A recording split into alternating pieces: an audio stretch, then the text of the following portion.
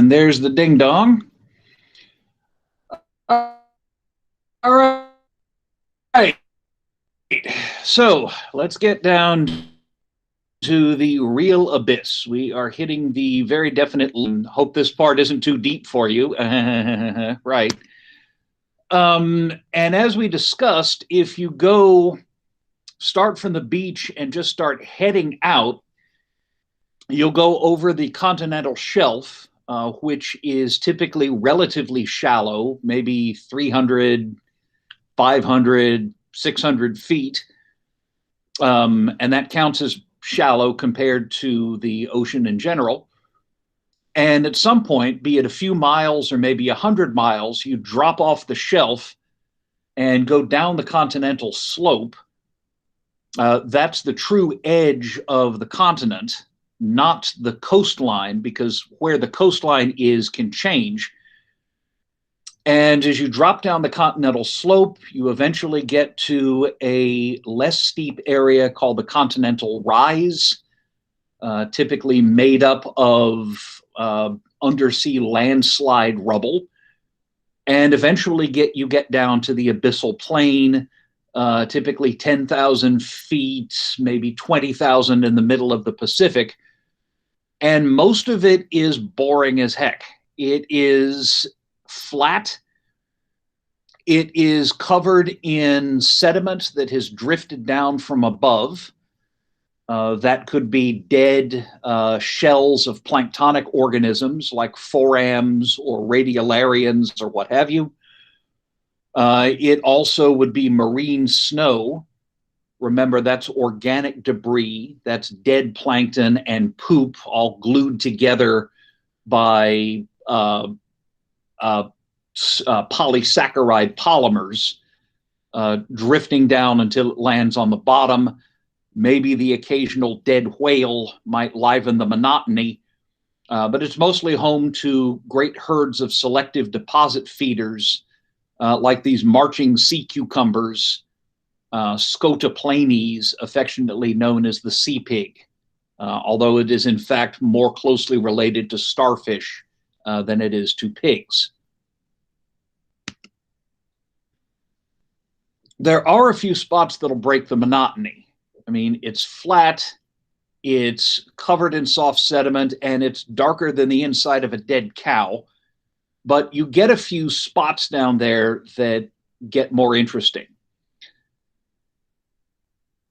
You get in the deep ocean analogs, I guess, to hot springs and geysers on land, where you have superheated water seeping out of the ocean floor.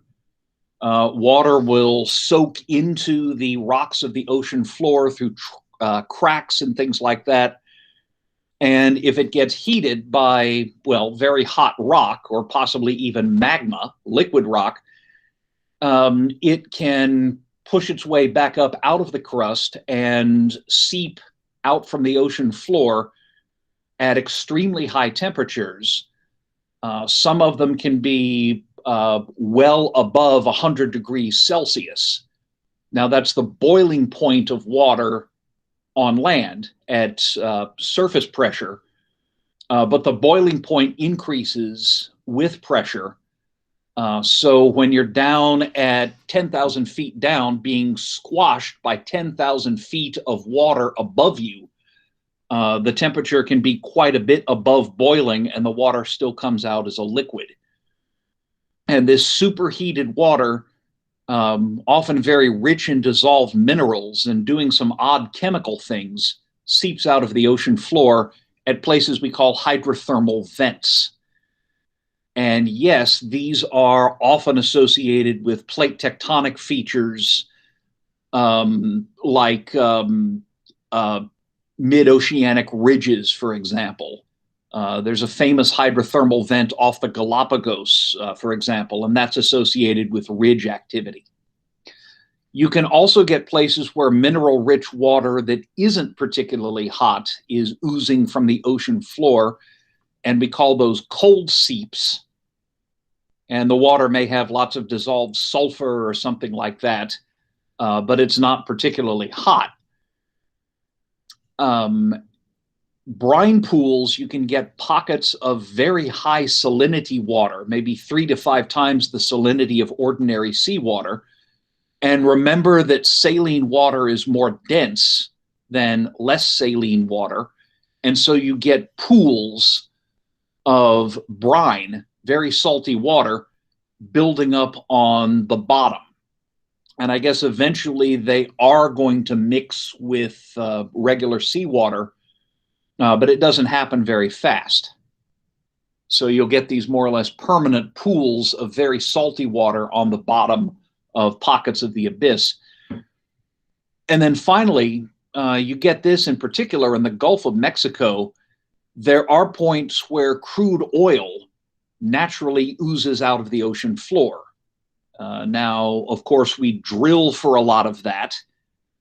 Certainly offshore drilling is big business where I'm from in South Louisiana. You build drilling rigs, which are essentially enormous, funny-looking ships. You build those in the Gulf of Mexico and other places, and then you can send down your drill string and get the oil out. But there's places where crude oil naturally oozes out, and we call those petroleum seeps. The analogy would be to tar pits on land. There are places where crude oil naturally oozes out of the ground. When that happens, the light molecules, the butane and the hexane and things like that, that stuff tends to evaporate, leaving behind the heavy, sludgy hydrocarbons. So you end up with a pool of petroleum tar. If you ever go to Los Angeles, you ought to check out the La Brea tar pits, because this is a natural place where crude oil has oozed up out of the ground and formed these pools of tar, basically gooey asphalt. And up until about 10,000, between about 40,000 and 10,000 years ago, animals trying to take a drink from pools of water would step into the tar and be trapped and sink down, and now their bones have been recovered. And we know a lot about life from that time period. But similar things happen at the bottom of the ocean. And here's a hydrothermal vent. These were not really well explored until I think the 1970s, with the building of research submersibles, like little mini submarines that could take, I think the Alvin can only take 2 people. But they could go down and look at these things directly.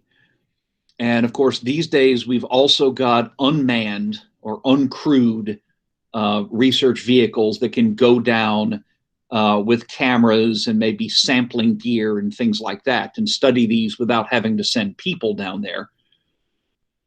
At these hydrothermal vents, seawater soaks into the bedrock through cracks, fissures.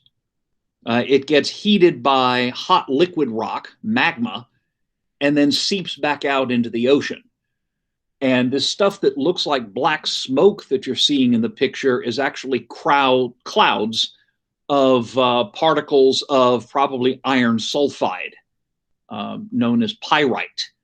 It's not really smoke at all. And it shows you there's a great deal of iron and sulfur that gets dissolved in this very hot water that precipitates out as soon as it hits the cold water.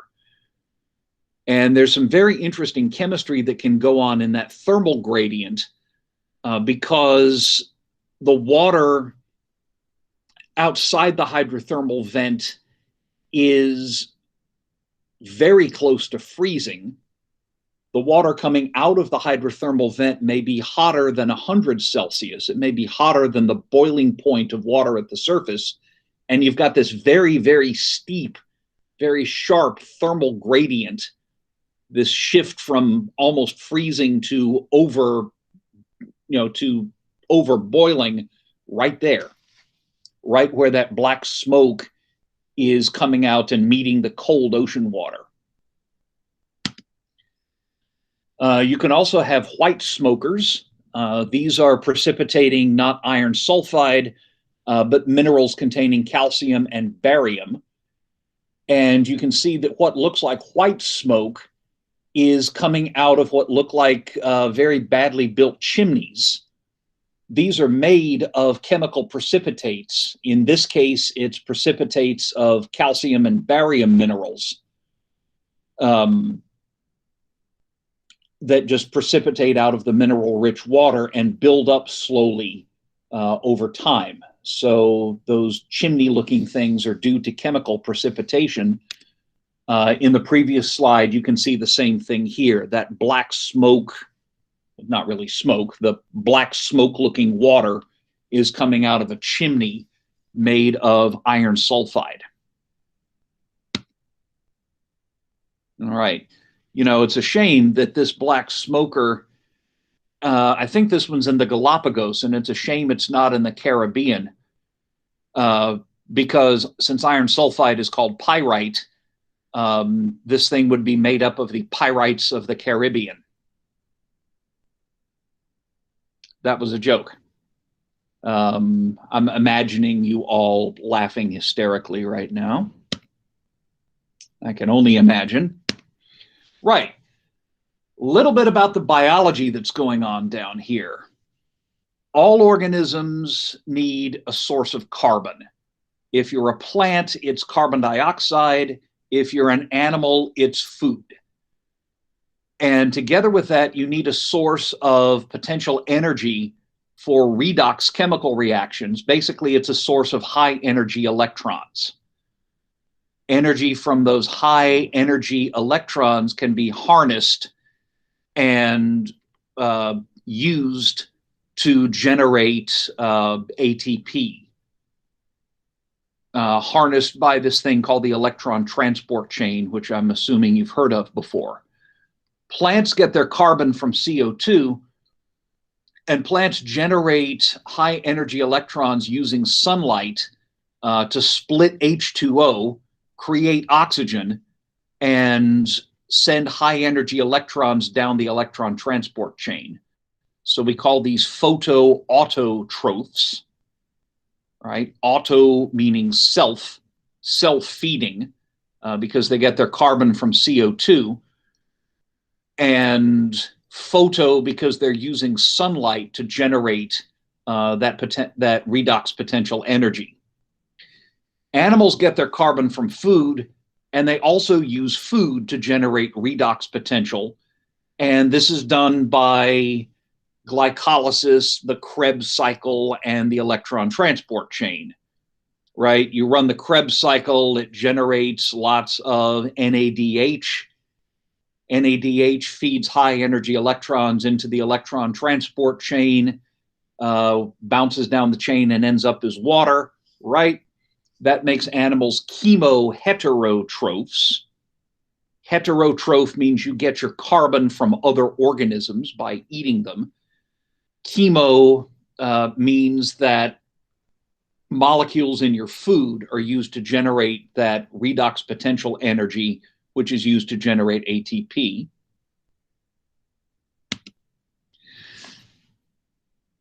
It has to be different down at these hydrothermal vent communities because there is no sun, so you can't do photosynthesis down there. There is pretty minimal input of organic matter. There's not lots to eat down there because, you know, the only source of carbon being input from above is that marine snow. Many vent prokaryotes get carbon from CO2, so they're autotrophs like plants, but they don't get redox potential from sunlight. They generate redox potential by reducing hydrogen sulfide to sulfur. So there's often lots of hydrogen sulfide in the gases dissolved in that hydrothermal vent water, and they can reduce it to sulfur, producing grains of sulfur, just elemental sulfur, and generate high energy electrons that way. So we call these chemoautotrophs. So like plants, they're getting their carbon from CO2, but they're not getting their redox potential from the sun. They're getting it by sulfur reduction. Other deep sea prokaryotes, although not only in the deep sea, get their carbon from CO2, and they get redox potential by reacting CO2 with hydrogen gas to produce methane. We call those methanogens. And this doesn't only happen in the deep sea. You can get this happening in anoxic environments on land, like swamp mud. Every so often you'll find swamps that belch out methane, and that's driven by these bacteria that get carbon from CO2 and get redox potential from CO2 plus hydrogen. And then other prokaryotes can get carbon from methane and generate redox potential in various ways. And we call those methanotrophs. Methanogens generate methane, methanotrophs eat methane. And that's the base of your ecosystem. That's what's doing carbon fixation for the animals and everybody else down there. And right now, NASA is seriously looking at missions to explore two bodies in the solar system. One of Jupiter's moons called Europa, and one of Saturn's moons called Iapetus. Both of these are completely covered in ice, but we've got evidence that under the ice crust, there's liquid water of some kind. What was it? Cassini, the last major probe we sent to Saturn, actually photographed Iapetus and found a crack in the icy crust that was covering it, and there was a jet of ice particles shooting out. So we think what was going on was liquid water was venting out that crack, and of course immediately turning into ice as soon as it gets out into the vacuum of space. So both of these moons have an ice crust. Under the ice crust, there's liquid, and nobody has any idea whether there could be life on either Europa or Iapetus. But if there is, it might look an awful lot like this. The sun is weak when you go out as far away as Jupiter, and weaker when you go all the way out to Iapetus. And certainly, living under that icy crust is going to block most of the sunlight that does fall. So any life there is not likely to be photosynthetic. There just isn't enough light to run it. But it could be analogous to these vent communities. It could look something like that, because there is plenty of life around these white smokers and black smokers. And nobody knows whether there is any life like this on Europa and Iapetus, but this is the best lead we've got so far to try to get through that ice crust and have a look inside the ocean and see what might be down there. And hydrothermal vents were first really explored in the 70s. And scientists were absolutely flabbergasted because there's entire communities of animal life surrounding the vents, ultimately dependent on the bacteria that live right around the hydrothermal vents, sometimes at extremely high temperatures. There are bacteria that can down there that would be happy living in a pressure cooker. They're living at maybe 10,000 times atmospheric pressure at temperatures higher than 100 degrees Celsius, and they're doing just fine. And bacteria like this are the base of an entire food web that's not affected very much by what's going on up above. If the sun were to magically vanish, the Earth would just go drifting through space, and all life on Earth would die in a matter of days, if not hours, and we'd be completely covered in ice. But these hydrothermal vent communities might well persist for millions of years, even if nothing else could. They are pretty much independent of the sun. And there were whole communities, like this segmented worm named Alvanella, which is covered in a coating of all the stuff that looks like wool on it is actually symbiotic bacteria. Whether it feeds on them or uses them to detoxify its surroundings, I'm not entirely sure. But that's a whole coat of symbiotic bacteria.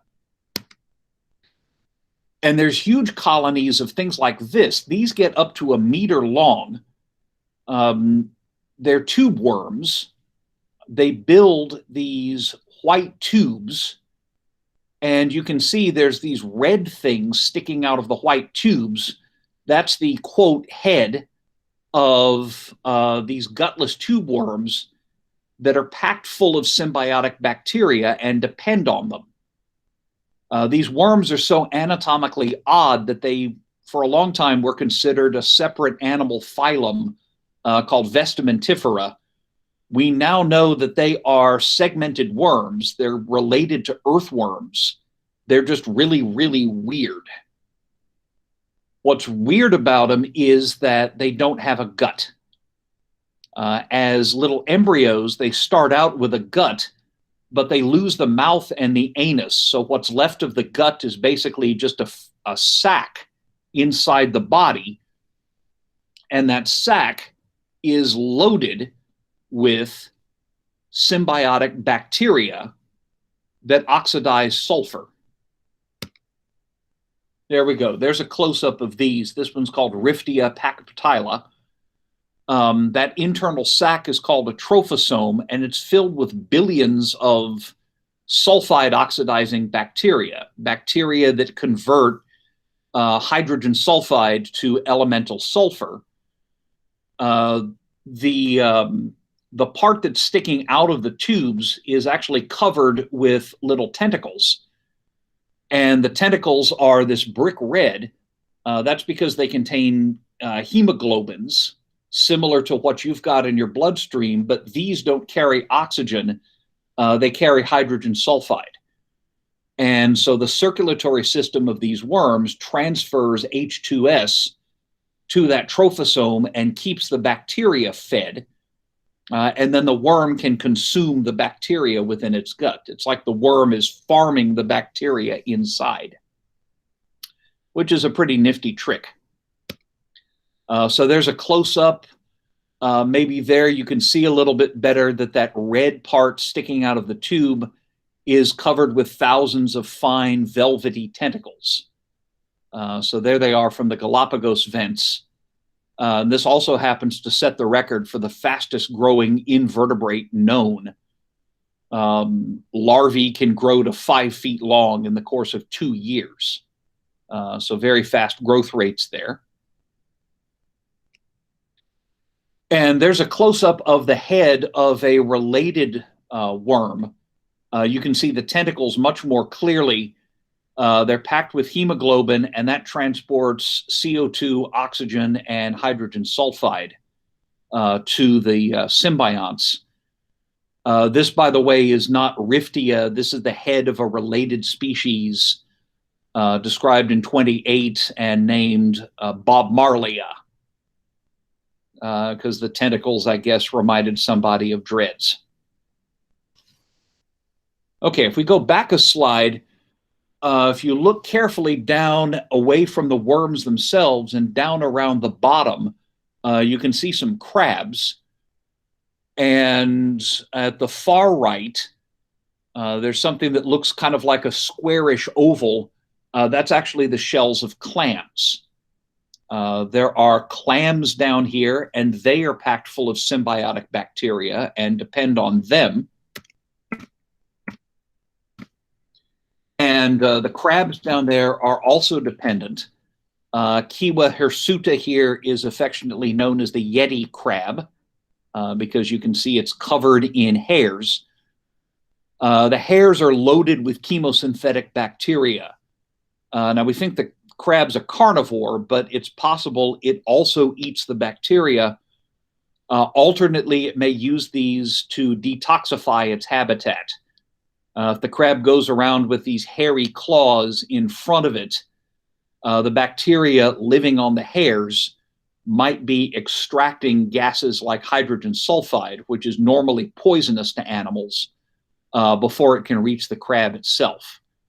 I'm not sure we've really got a good explanation for why the Yeti crab is so hairy, but there you go. You can see that there is pretty abundant life down around these hydrothermal vents, and it's fairly diverse. There's a cold seep down at the bottom of the Gulf of Mexico. It's not hot, but cold seep water is also, like hot seep water, often rich in hydrogen sulfide and in methane. Now, the orange shag carpet around there is mats of bacteria called Beggiatoa, and these oxidize H2S and produce elemental sulfur, and there's actually grains of sulfur all through that mat, which is why it has that orange color to it. So you can also see some clam shells.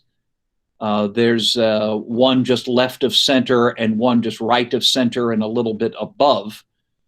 Those are more of those deep sea mussels in the genus Bathymodiolus, and they're loaded in life with bacterial symbionts. And so are all of the tubes. The tubes are made by another type of gutless segmented worm in the family Cyboglinidae. They're actually very closely related to those hydrothermal vent tube worms that you saw.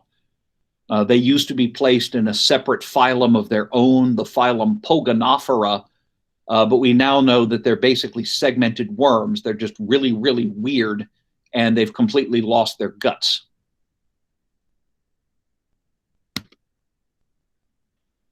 And then a brine pool looks like this. You can see that the edge of it is completely carpeted with clams. Again, the genus is called Bathymodiolus. They don't feed. They make a living by means of symbiotic bacteria that generate energy from methane.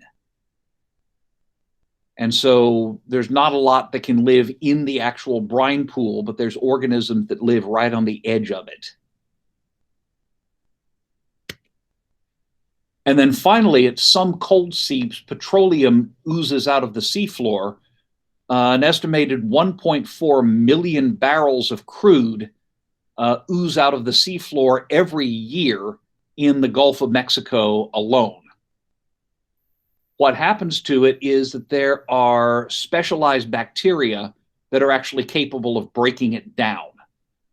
These are some the sausage-looking things, or maybe slightly spiral sausage-looking things, are genus Colwellia, and these are actually capable of breaking down the organic compounds in petroleum and, extracting carbon and energy from them.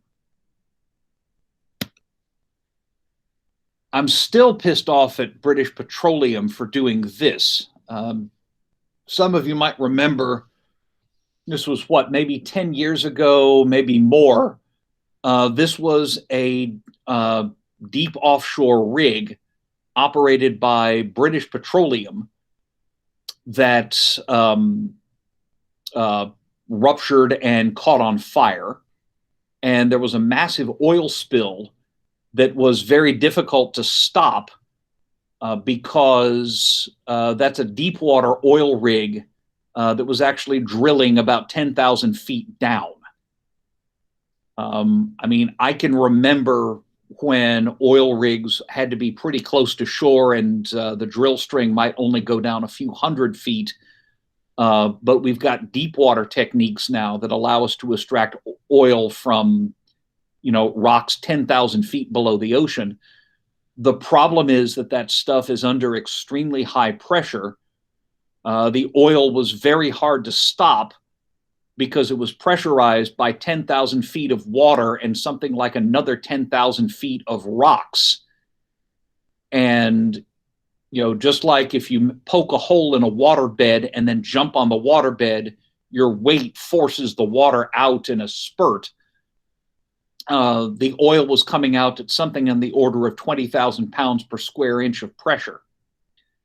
And you might remember there was oil all over everything. There were, seabirds that died.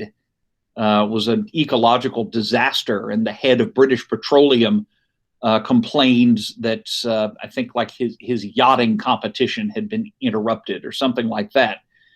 Anyway, things like this happen, and they're bad, and they kill lots of wildlife, and they shouldn't happen.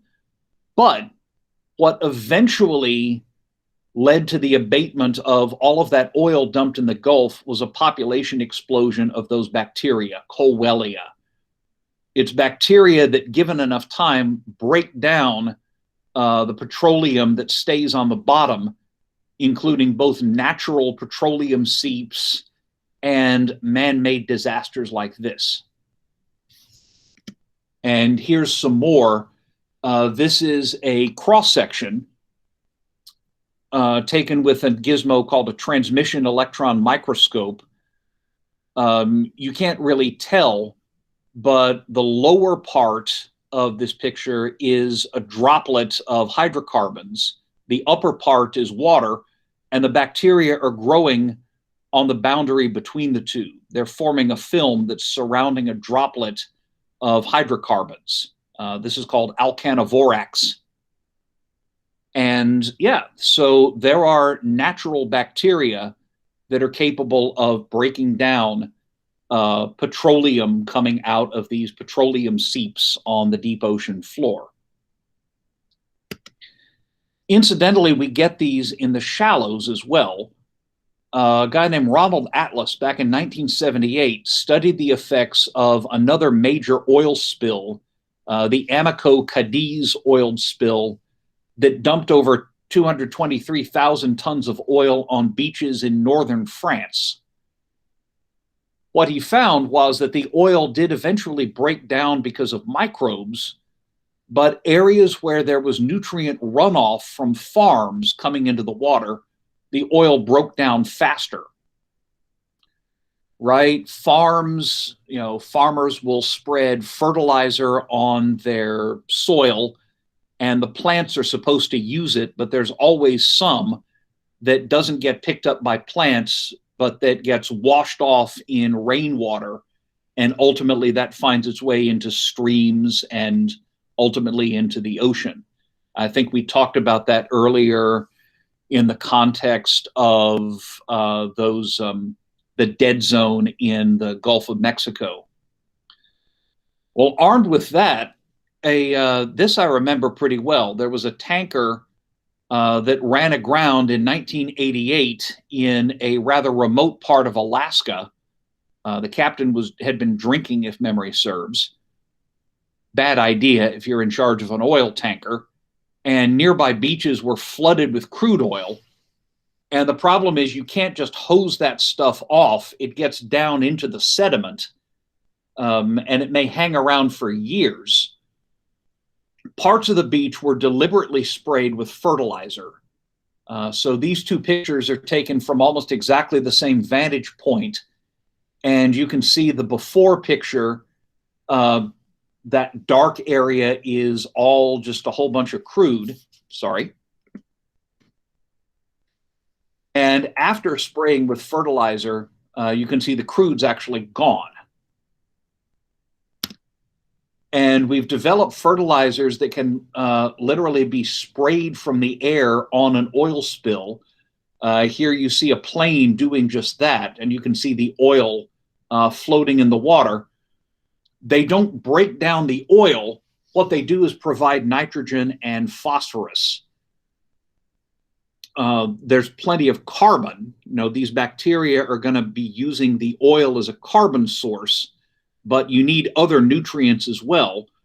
And so if you goose these bacteria with added nitrogen and phosphorus, which may not be very common in the open ocean, they'll start growing much more rapidly, and they will eventually break down the crude oil and turn it into water and carbon dioxide.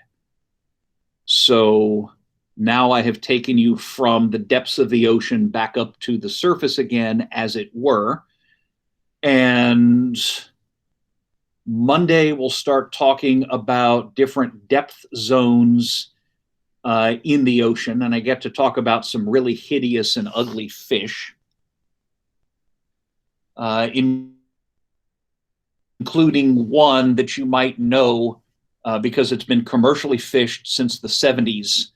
This is the one that the seafood industry decided to call the orange roughy because nobody would buy a fish called the slimehead. So with that little sneak preview done, I'm going to stop recording.